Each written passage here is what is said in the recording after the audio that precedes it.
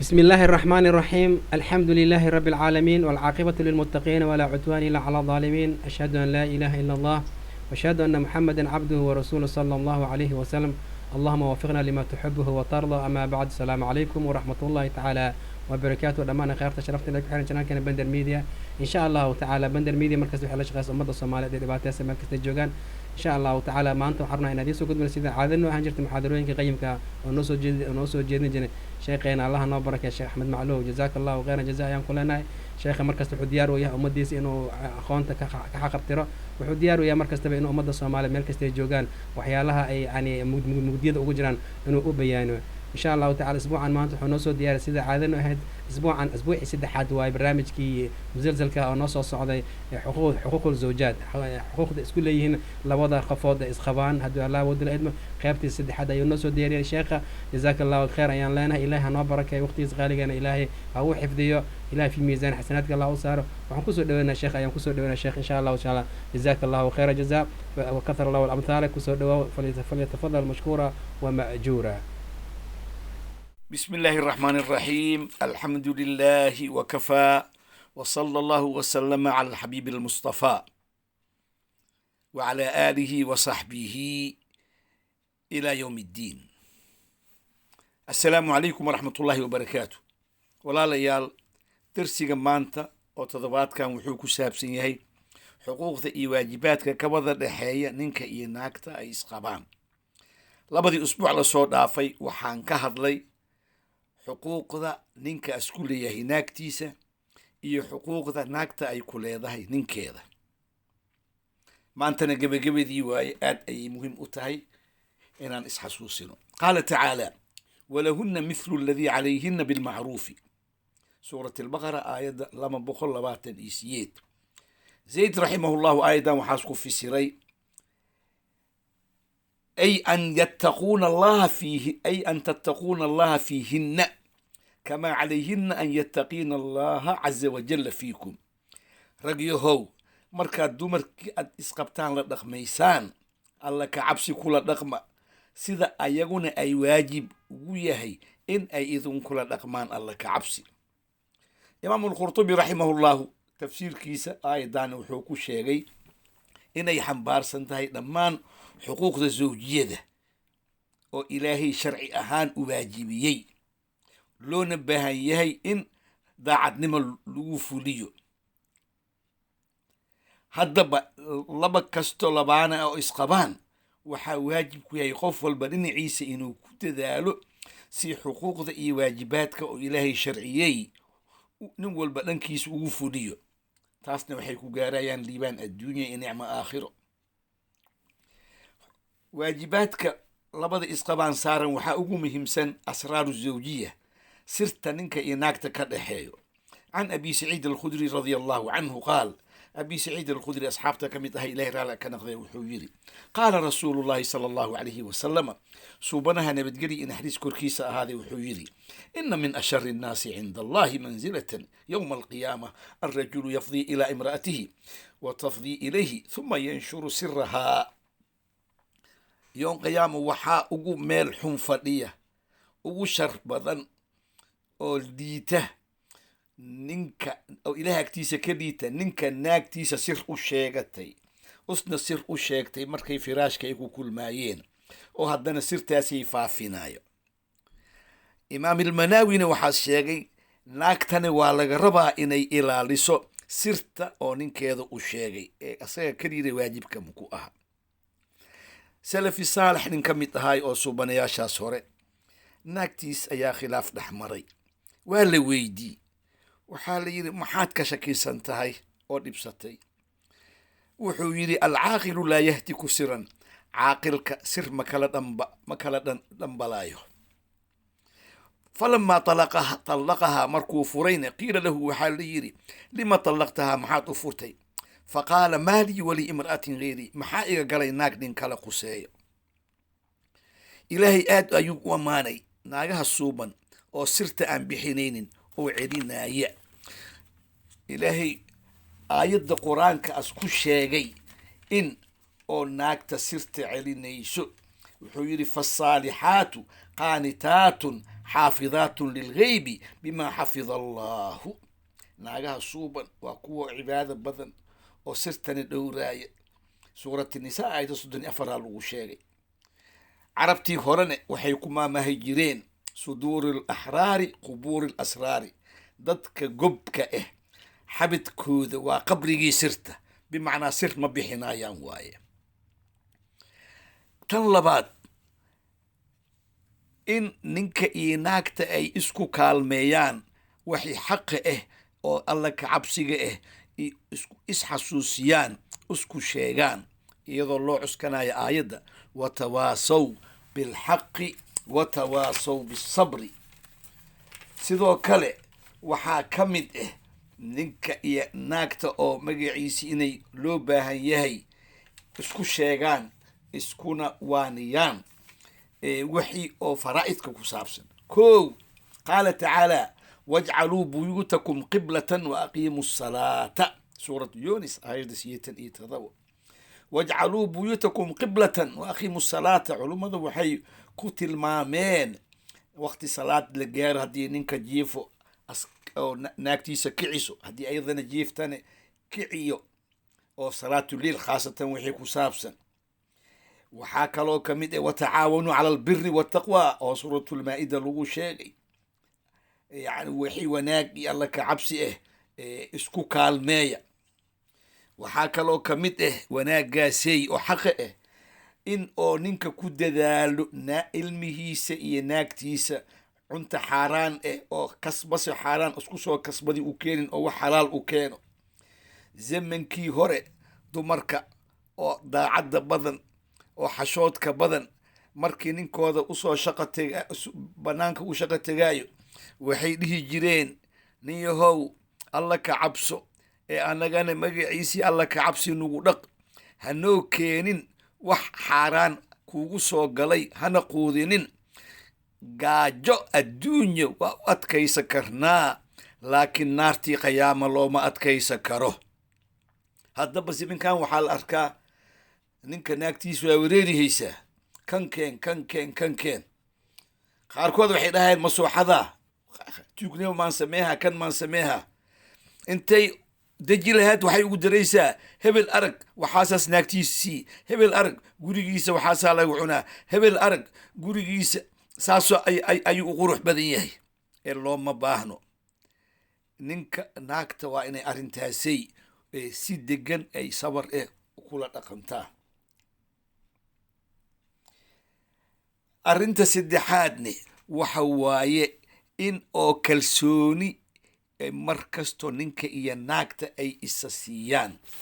kalsoonidaas waxaa ka mid ah ninka inuu naagtiisa oosan ka shakinin wax qaladna magaciisii oo mar walba dareemin, ayadana ay shakinin, oo wanaag ay iskula dhaqmaan, ay wada tashtaan, mas-uuliyadda wada saaran, oo magaciisi oo ilaahay isinkiisa ay isku guursadeen iyo sunnadii rasuulkiisii ay ilaaliyaan. qaala rasuulu llahi sala allahu alayhi wasalama ina allaha saa'ilun kullu raacin camaa istarxaahu axafida am dayaca. ilaahay nin walba waa weydin doonayo qiyaama wixii mas-uuliyad hogaan inuu horu u wada loo u xil saarnaay, hadduu xifdiyey iyo haddii dayacayba.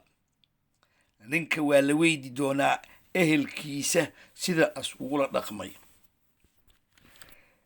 waxaa kaloo jira ninka naagtiisu waa inuu ka qiiroodaa, oo qiirashadana waxaa ka mid ah in oo naagtiisi meel ay munaasib u ahayn u aqbalin inay tagto, gurigiisana qof aan asaga u idmin inaysan soo gelinin markuu maqan yahay. waxaa kaloo ka mid ah waxyaalaha hadda oo foolxumo ahaan loo arkaayo nin naagtiisa meel aroosay isla tegaayaan, xafladdii iida iyo asaga ayaa goobka cayaar gelayaan, marna ninkeeda fadhiista nin kale ayay goobka cayaar la cayaaraysaa, marna keligeeda ayay cayaaraysaa. waxaa kale kasii daran ninkeeda adeejinaa, waxaasku jiraa nin hebel oo wasiir ah amase mas-uul ah amase shirkad qabo, iga soo dhammeey arrintan. waxaasna dayuusnimo waaye, islaamka ma ogolo. ragga howlahaasoo kale samaynayaan waa inay ka xashoodaan oo naagtooda u aqbalin goobka cayaar asagoo fiirsanaya nin kale la cayaarto mase asagii ku cayaaro, iyo inaas u adeegsado nin xoolo leh amase nin magac jaga adduun leh oo arrintaas iga soo dhammay asdhaho. ma fiicno, dayuusnimo waaye waxaas ragga ku kacayaana arrintaasi waa inay ka dheeraadaan oo ka towba keenaan. kan saddexaad oo iyadana aad u muhiim waxa waaye ninka waa inuu naagtiisa isku qurxiyaa sida ay ayadu u rabto inay isku qurxiso, waayo quruxda waxay ka mid tahay nolosha oo kalgaceelka hor u marinayo. kaana nabiyu sala allahu calayhi wasalama idaa dakhala beytahu bada'a bisiwaak. suubanaha markuu gurigiisa soo galaayay wuxuu ku bilaabanayay afkiisu rumaysanay. mujtamaca islaamka ayaa dersi la siinohayaa. suubanaha udgoonkiisa wax la soo koobi kara maahin, laakiin annagaa dersina la siinohaya inaan ku dayana waaye. naagtana waa inay ku dadaashaa isqurxinta xataa wixii magyaad ku saabsan, laakiin oo aan ahayn gaal iyo kaafir ku dayasho. xadiiska oo soo wariyey muslim oo cabdallah ibn mascuudna rasuulullahi sal ly slam ka maqlay wuxuu ahaa qaala sala allahu alayhi wasalama ina allaha jamiilun yuxibu ljamaal. ilaahay quruxda waa jecel yahay. naagtane asaaskeeda nolol ay ka mid tahayba inay qurux jeceshahay, ziina jeceshahay, dahab jeceshahay. ilaahay qur-aankiisa wuxuu ku sheegay suuratu zukhruf aayadda tamisiyedaad aw man yunasha'u fi lxilyati wahuwa fi lkhisaami gayr mubiin. bimacnaa naagaha wayba ku soo kacaan ku koraan wixii ziina ku saabsan iyo wixii qurxis ku saabsan. saas darteeda arrintaasay nolosha ay ka mid tahay. arrimahaas haddii tilmaan aan idinkaga soo qaado, zamankii cumar ibn alkhataab radia allahu canhu naag ayaa u dacwootay iyadoo ninkeeda la socdo. ninkan alayga fura ay tiri cabo ma rabi maalin ma rabi, iyadoo qaylinayso. cumar ibn alkhataab lamadooda wejigooda markiis fiiri waxaas arkay ninka tintiisa inaas isku laban yahay, afkiisa urka soo baxaaya, ilkiisa madoobaad aan nadiif ahayn, indhihiisa fiish saaran, dharkiisa iskula laban, wasaq ah. markuu fiiriyo cumar ibn alkhataab wuxuu yidhi waa igu soo sintay naag yahay, waa maqlay dacwadaada, lama yoon ka bacdi i imaaw. naagtii waa baxday. markaas ninkii uu la fariistay wuxuu yidhi horta bilaaw kow qabeeso, madaxaagana dhaq, cijahaaga jar, garkaaga sin, uunso, isgow marso. markaasay waa soo nuuray ninkii. naagtii lama yoon ka bacdi adeegaas u diray khaliifa cumar ibn alkhataab. markay timid waxaas yidhi ninkaaga waa kanay arag ee gacanta qabo. iyadoo gacanta qabat haddana cabsiyaaba gale ninkii muu ako. markay si fiican u fiirisi waa yaabtay. naagtii shalay ka ordaysay markaasay meeshayba ku aqbashay. dacwadii waa ka tanasuliyay tiri.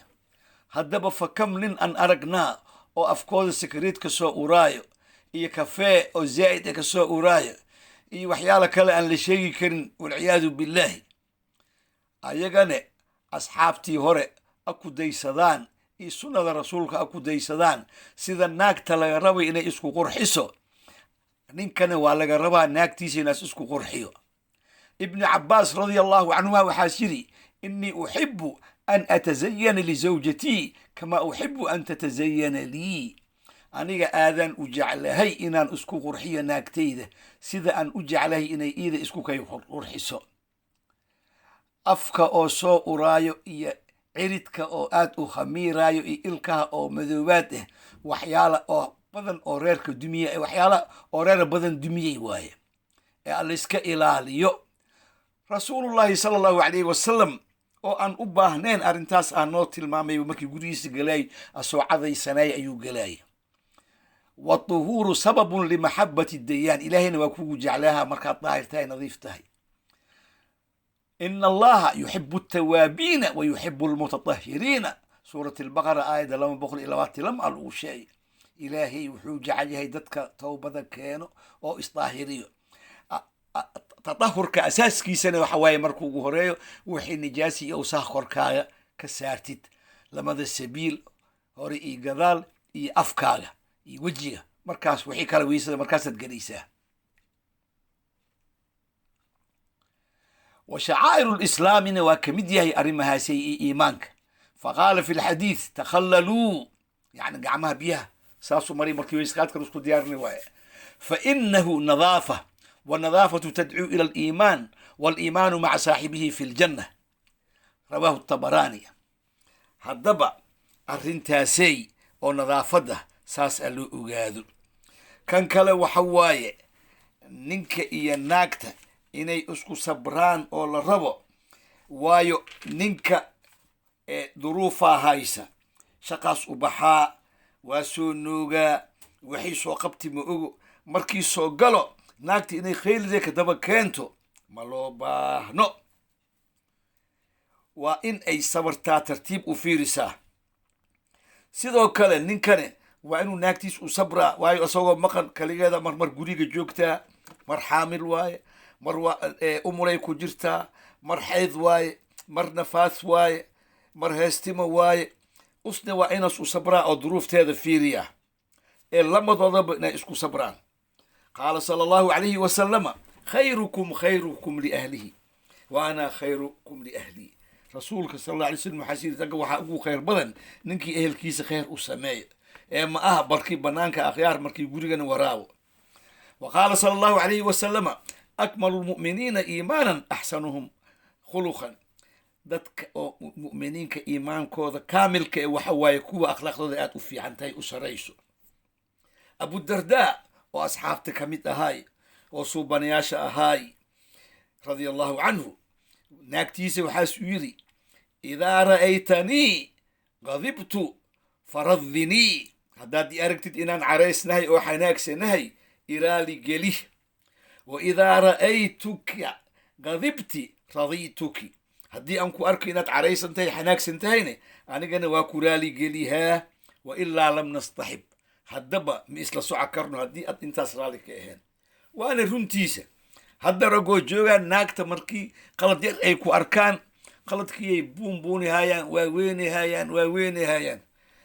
nimankane naagahana markii ninka qalad ay ku arkaan, intii telefon ay ku sheegayaan, saaxibtii timaaday u sheegayaan, maalintii dhan sheekadaas waa wareegaysaa.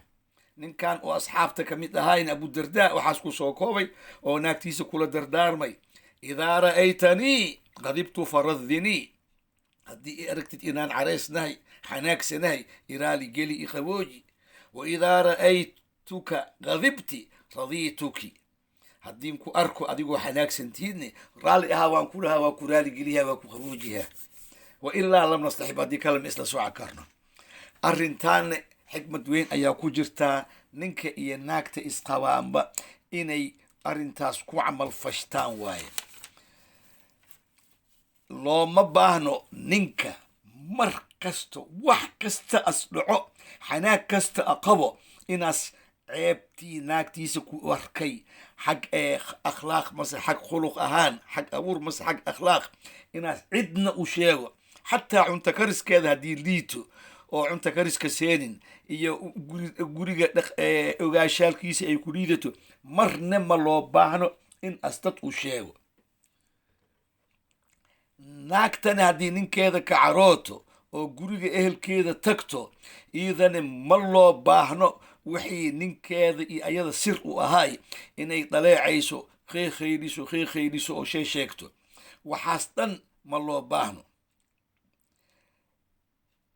khaasatan markii oo dumarka caroodaan oo guriga ehelkooda tagaan, waxyaala badan oo ceeb ay sheegayaan. arrintaasina waa dembi weyn, waa ismi cadiim iyo khayaano oo ammaanadii arooska guurkii oo nikaaxa xalaalka ahi ay khayaanti.